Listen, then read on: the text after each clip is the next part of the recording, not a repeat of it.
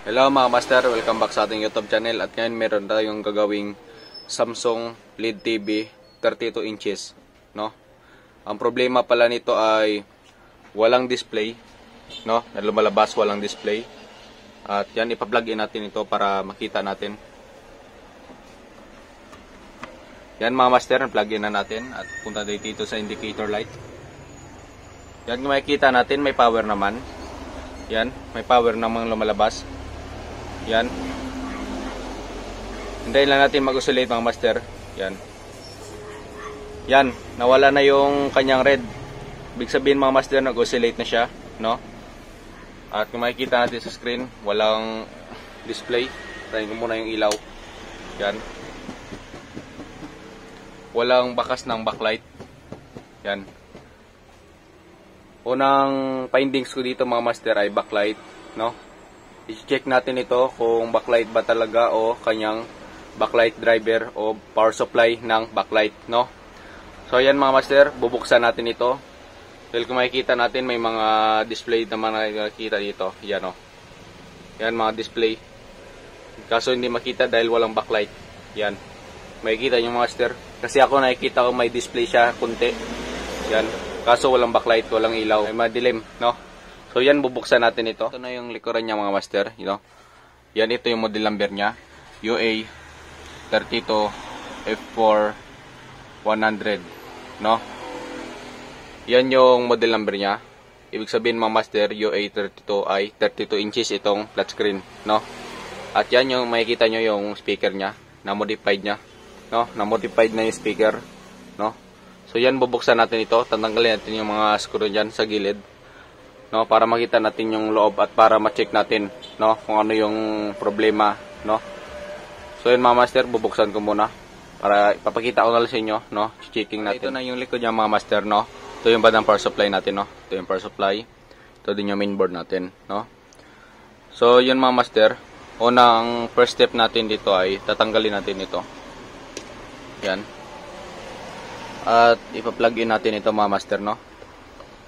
Yan, plug in ko lang. Yan, kung mapansin natin, wala talagang bakas ng ilaw ng backlight. Yan. Makikita nyo sa mga butas, no? Walang backlight. Yan. No? At mga master, ay balak pala dito ay itong power supply ng backlight.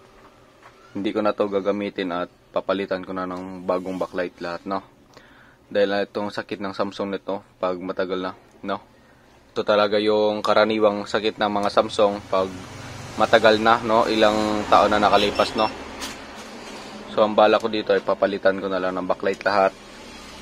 Papalitan ko lahat ng backlight, tapos itong driver niya di ko na to gagamitin kasi pag pinalitan natin to ng backlight lahat, tapos ito yung gagamitin nating driver, ay yung kinabit nating bagong backlight sisirain niya lang, no?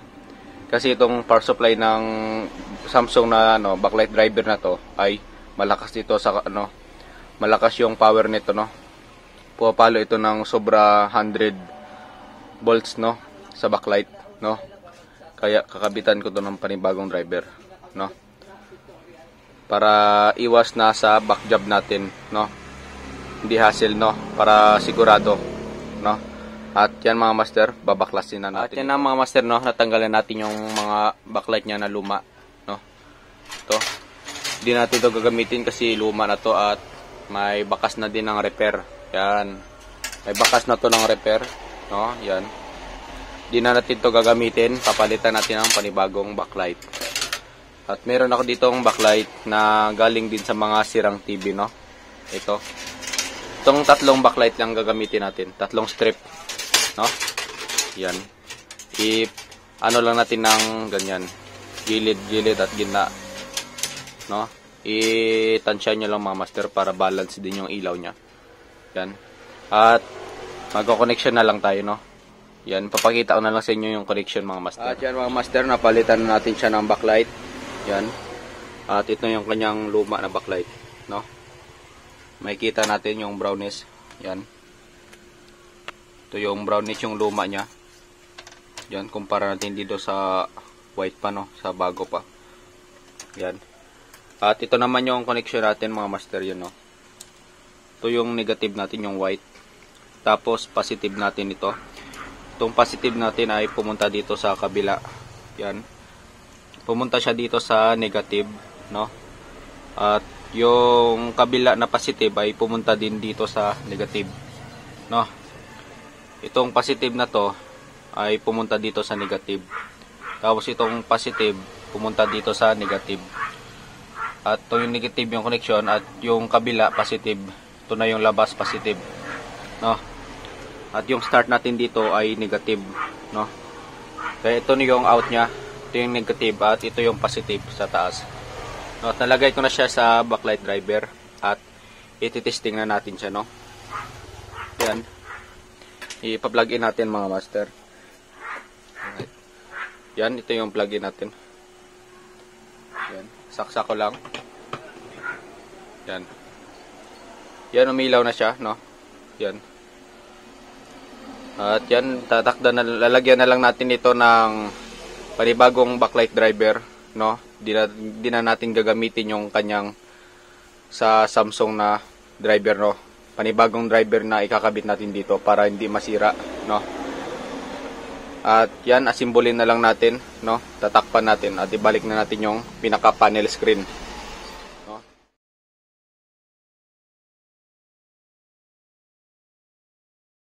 At ito na nga mga master, no, nakabit ko na yung panel screen natin. At ito na din yung driver natin na panibagong driver sa backlight. At ito naglagay ako ng relay, no. Ito yung galing sa loob sa backlight natin na connection at ito din yung isa kung saan ko na lang yan nilagay, sinuhot, no. Yan. So papunta ito sa ating output ng driver, no. Ito yung output ng driver natin, papunta yan sa backlight connection, no. At ito naman yung 220 ng ating backlight, oh. Yan, ito. Ito yung 220 ng ating backlight. Yung isang paa ng 220 pumunta sa relay sa gitna. At ito yung kabila, no, switching, no. Ito yung switching ng ating backlight driver, no. Yan, diretso sa 220. Dito na lang ako naglagay ng 220, nagkuha. Yan, dito ako nagkuha ng 220 sa diode na to, 4 pins na diode. At ito yung isa, no, direct yan sa ating driver. At yung isa pumunta sa relay at naglabas papunta sa driver natin, no. At yung trigger ng ating relay, yung oscillation niya is dito tayo nagkuha sa 12 volts sa top board, no.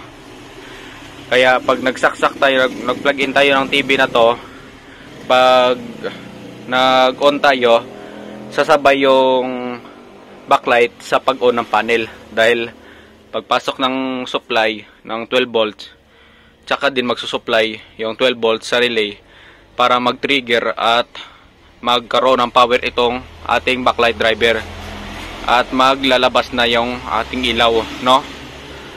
Kaya pag nag-on yung panel natin, mag-on din yung ating ilaw at pag na-off natin, mag-off yung panel, mag-off din yung ating ilaw. Dahil naka-connecting siya dito sa supply ng top board, no. At yan mga master, no, ipa-plug in natin ito. At itong original, tanggalin na lang natin. Ito yon, tinanggal ko na. Yan. At ipa-plug in natin mga master. Ito yung ating AC na papunta sa TV, no. Yan, pa-plug in ko na. Yan mga master, may power tayo.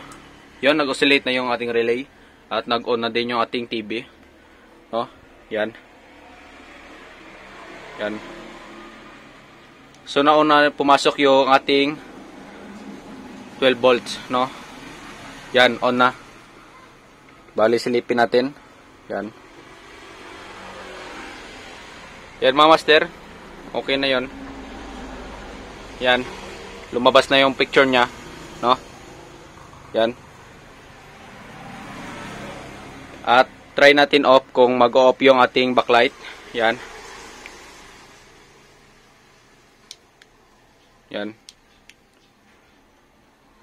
Wait lang, tignan natin sa screen natin. Dito sa ating display. Yan, may naka-manual kasi dito. Yan. Doon banda sa gilid. Yan. Yan, pumatay na yung ating TV. Yan. Silipin natin yung backlight kung pumatay din. Yan, pumatay din yung ating backlight, no? Yan, pumatay din yung ating backlight kasi patay na yung TV. Yan, on natin ulit. Yan. Yon. No? So yun mga master, no, nakisabay siya sa oscillation ng panel, no? Isa na din yan protection para hindi masira yung backlight natin, no? So yun mga master, itakpan ko na to at testing natin sa cable, no? So, dito ko na lang muna siya nilagay at to pa-plug in na natin. Yan. Yan mga master. Yan. Power on. Yun, yun. Yun mga master, nakikita nyo. Okay naman siya, no? Yan.